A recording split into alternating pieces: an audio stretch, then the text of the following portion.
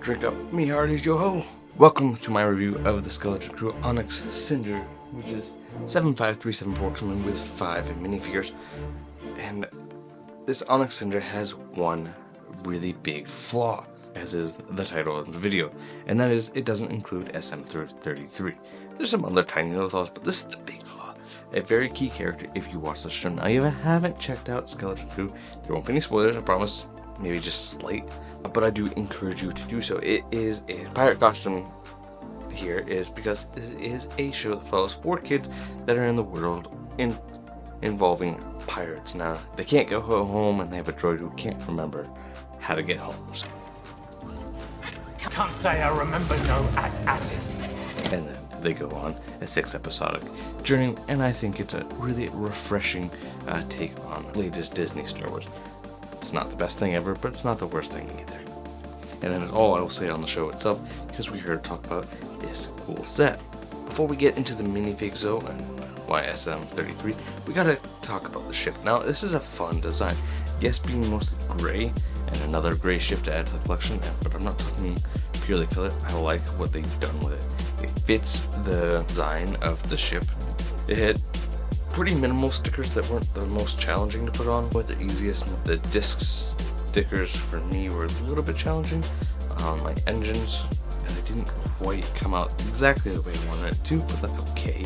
One thing about the ship itself is it does suffer from a size problem. Now, it looks really great. As far as size comparison, scaling, it does that really well to all the Lego Star Wars latest sets.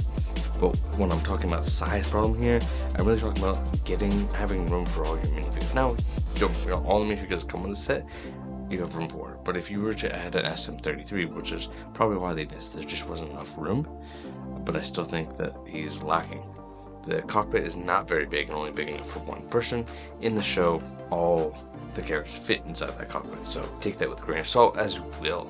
This set, the ship in universe, kind of felt more like, to me at least, like a Razor Crest, like a Millennium Falcon, where you had room to put your whole crew inside the whole cockpit of the ship, and it didn't quite translate to that. But let's go into some of the features. You do have some panels that don't really do anything, that just act at angles. A lot of the panels are just attached very loosely on, but they're strong enough. If you fly this around, they're shaking around, they're not coming off. On the back side of it, it holds 2 crates. It has some ratchet. It has some angle pieces that allow it to fold into the shape of the ship, but there's not a whole lot of room back there to put anybody. And you just fold it back up like so. And it does have 4 landing gears on the bottom. They are stationary, they don't fold up. And then on the cockpit, you could put someone like a Jod. Neil is the only one that won't work in there, just because he has short legs. You have to have foldable legs. Close it up, works just fine, and then you can open up their side panels underneath the cockpit, and on the other side where you can put your minifigures inside. It has a little holder for your flashlights. It is difficult. You have to get all of them in. There's just, especially, I kind of wish that the plate in here was on sliders where you could just pull it out, sit your minifigures in there, and slide it back in, because to actually get them inside or fit all of them, because they all have seats, they all can, it is difficult though. Going back to the outside, you've got 3 stud shooters for turrets, and you have 2 translucent turrets on the top there, and then a turret on the bottom. This thing is well armed, and then you have guns on the front, so this thing is pretty good. We do have on the front a loading ramp, but it is very hard to get a minifigure actually inside there. There is some kind of bed ramp there as well, which is kind of a weird spot. They're trying to create the captain quarters, but it's in the front of the ship. It's just a little weird to me. Probably it makes sense. And then the last feature is you can rotate your engines now, but you can rotate the engines so for landing and takeoff mode. I think that is really cool. There's not too much to say about this ship. There's not a lot of features, but I think it's just a really cool ship that goes really well. If you picked up and have seen the show, the little snub fighter that came in Mandalorian Season 3 sets, I think pairs with this really nicely. But now we gotta talk about some of the minifigures. Now, of course, because I didn't have SM33, I did pick up one Firestone Toys, but he does not come with the set. I will say, as I've said in the beginning, it was a necessary inclusion. Go with KB. At first, she has a double-sided head, as all of these do, but her faces differ a lot. One is with her little device over her eyes, and one is without. All of them have flashlights. And I think KB looks best with her visor down, and she has a really nice hairpiece. Moving on down, she has a gray jumpsuit, and I think Lego did a really good job painting her.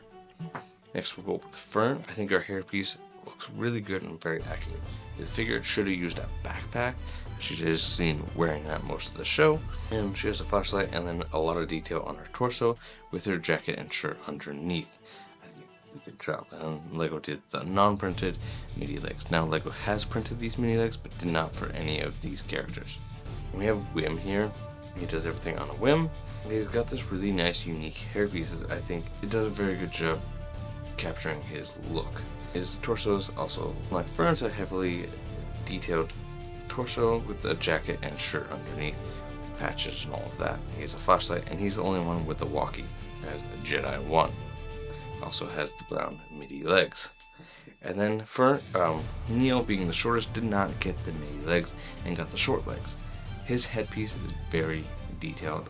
I love all the wrinkles, the trunk, a little bit of blue tuft of hair on the top. It looks really good. And then he's got his overall shirt, torso, and Lego did a really good job with it.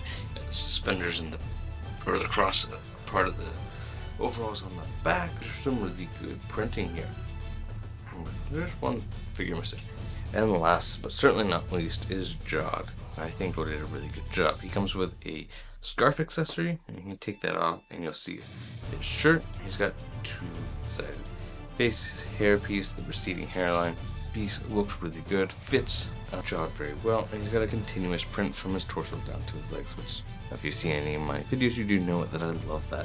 I love when they do that. And Lego did this, and I think it looks really good. He's got his open jacket and shirt, this Han Solo-esque, which I like, and a silver or matte pirate pistol, which I think fits really nicely, as this is a pirate show-ish.